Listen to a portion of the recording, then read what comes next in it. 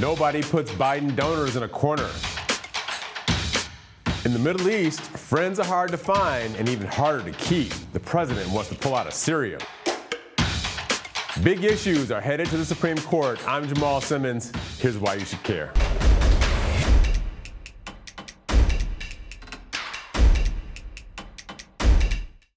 Joe Biden has been taking incoming from several directions lately. First, the former vice president had a couple of tough debate performances. More recently, President Trump has been coming for Biden and his son Hunter because of Hunter's ties to a Ukrainian company Trump wants investigated. Then just last week, Democratic fundraising numbers dropped and Biden found himself dropping into fourth place with $15 million raised, about a 30% drop from Q2. Like the last quarter, Biden trailed South Bend Mayor Pete Buttigieg, but this time Mayor Pete was only in third place with $19 million himself. Bernie Sanders came in first place for Q3 fundraising with $25.3 million, and Elizabeth Warren was a hair's breadth behind him with $24.6. According to the New York Times, Biden's donors have gotten a little worried. Last weekend, his financial supporters got together in Philadelphia for a campaign dog and pony show. They were briefed by leadership, got a tour of the headquarters, looked at some ads, and had a chance to do some armchair quarterbacking. The folks at the New York Times interviewed a few of these attendees who wondered what more they could do, as they believed Biden was the only candidate who could actually beat Trump. Why you should care? Elizabeth Warren and Bernie Sanders raised $50 million together without attending a single fundraising event like the one the Biden's campaign put on this weekend.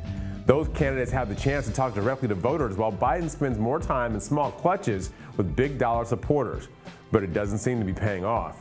Meanwhile, Bernie Sanders wants to cut off corporate donations to the DNC convention next summer too. Maybe Democratic voters are becoming as anti-establishment as Republicans.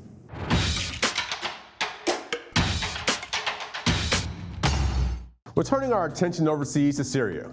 Early this morning, U.S. troops began pulling out of the northern region of the war-torn country. This is happening while the bordering country of Turkey reportedly plans to invade the area, which is controlled by U.S. allied Kurdish forces. Syrian Kurdish fighters have been leading the ground war against the Islamic State, but Turkey considers the Kurdish forces a terrorist threat to its own security. After defeating ISIS, the Kurdish fighters have been in control of the Turkey-Syrian border. A few months ago, the U.S. announced a last-ditch effort to stop the Kurdish invasion of Syria. The effort was a joint U.S.-Turkish military proposal to clear the border of the Kurds and establish so-called safe zones. Turkey also wants to establish areas that would allow the safe return for approximately 3 million Syrian refugees, according to the Washington Post. But in a major shift to U.S. foreign policy, the White House announced the removal of U.S. troops late Sunday. In a slew of tweets, the president stated the U.S. was taking on too much of the burden and costs in fighting the Islamic State. It's time for us to get out of these ridiculous, endless wars, the president said. Here's why you should care. Many are calling the move a surefire way to re-energize defeated ISIS forces and wipe out a dependable U.S. ally. Senator Lindsey Graham, a vocal supporter of Trump, called the move, quote, a disaster in the making. And the fact that ISIS has been defeated, he says, is the biggest lie told by this administration. To leave these American allies hanging troubles many analysts of the situation who also wonder what kind of signal this is sending to other potential U.S. allies. Other questions are being raised about President Trump's ties to Turkish President Erdogan, as there's a Trump Tower in Istanbul, and the president has refused to separate himself from his business interests.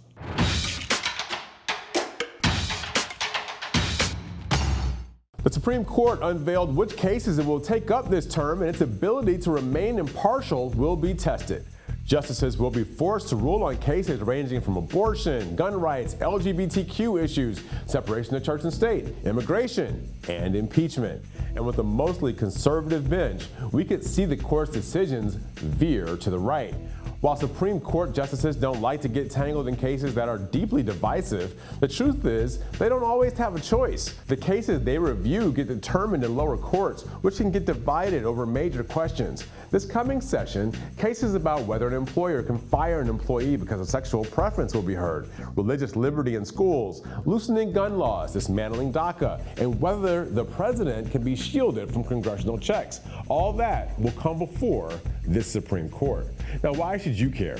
The dynamic in the Supreme Court has changed over the last 3 years. The passing of Justice Antonin Scalia in 2016 and the refusal by Mitch McConnell to bring President Obama's choice up for a vote Plus, the retirement of Justice Anthony Kennedy in 2018 gave President Donald Trump an inroad to nominate staunch conservative justices like Neil Gorsuch and Brett Kavanaugh to the bench. And with the Senate's support, conservatives won a major battle. Several of the 5 conservative justices on the bench have expressed their desire to overturn Roe v. Wade, the landmark case protecting abortion rights. There may also be a move toward protecting gun rights and religious freedoms. With a hardcore conservative bench, it remains to be seen whether any of them will join the 4 liberal justices in any of the controversial cases. Thanks for watching Hill TV on YouTube.